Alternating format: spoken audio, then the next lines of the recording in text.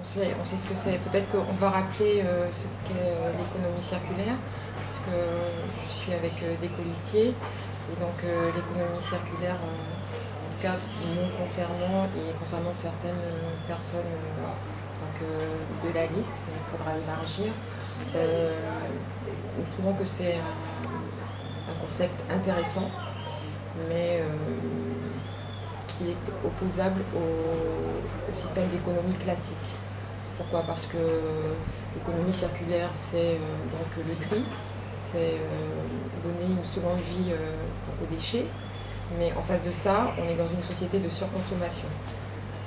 Et on tend en tout cas, on doit aller vers un développement durable, ça c'est certain.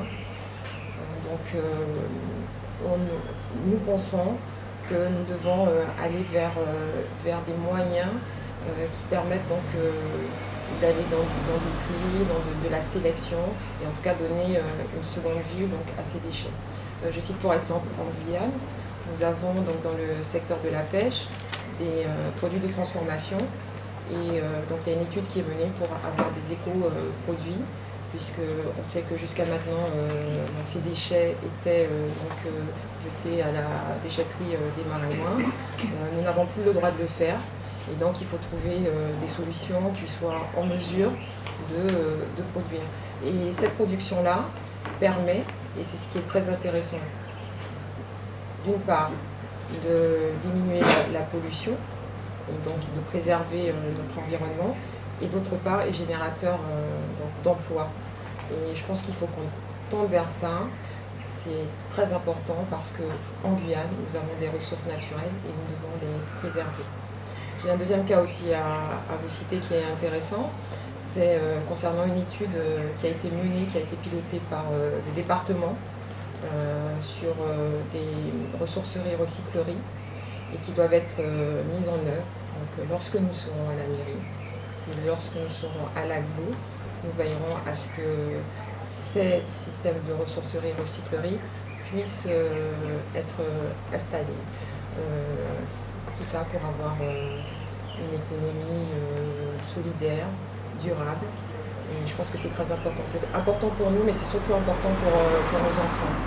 Nos enfants, d'ailleurs, moi je pense qu'il faudrait qu'on puisse, dès le jeune âge, qu'on puisse donner cette éducation-là, de préserver notre environnement. C'est très important.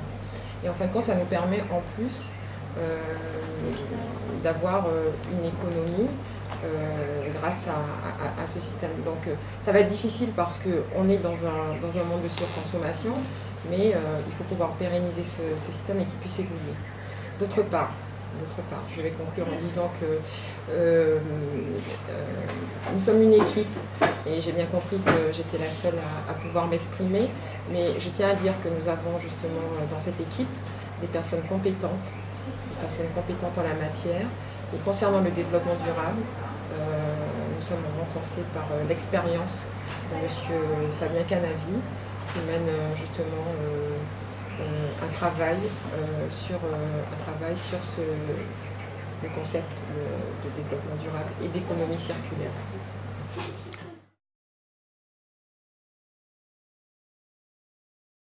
Alors, réalisable à Cayenne, mais j'ai envie de dire même pratiquement obligatoire. Parce que vous savez qu'en 2015, nous aurons l'obligation de toute façon, je crois à 85 ou 95%, de toute façon de réutiliser des pièces détachées afin qu'elles soient justement, qu'on leur donne une seconde vie. Donc nous devons tendre à ça et en Guyane, nous sommes en retard. Mais on a quand même une petite société qui justement utilise les pièces détachées pour pouvoir leur donner une autre utilisation. Et je pense qu'il faut passer justement par ce système d'économie, c'est-à-dire avoir des petites entreprises à taille humaine qui puissent réutiliser tout ce qu'on utilise.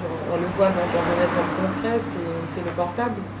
Bien que, alors, on discutait avec M. Canavi, il me citait l'exemple du Japon, et je lui disais, mais en Guyane, c'est la même chose. Tous les 6 mois, on a besoin de changer un portable, alors qu'on sait qu'on peut, par exemple, on a une petite caisse qui pourrait être changée. Donc, par contre, oui, je pense que y a pas, c'est pas que ça, faut pas que ça soit réalisable de toute façon que ça se fasse parce que c'est une obligation, mais qu'on ait en plus ce réflexe-là. C'est une révolution non seulement industrielle, mais une révolution aussi culturelle qu'on doit entreprendre dès maintenant.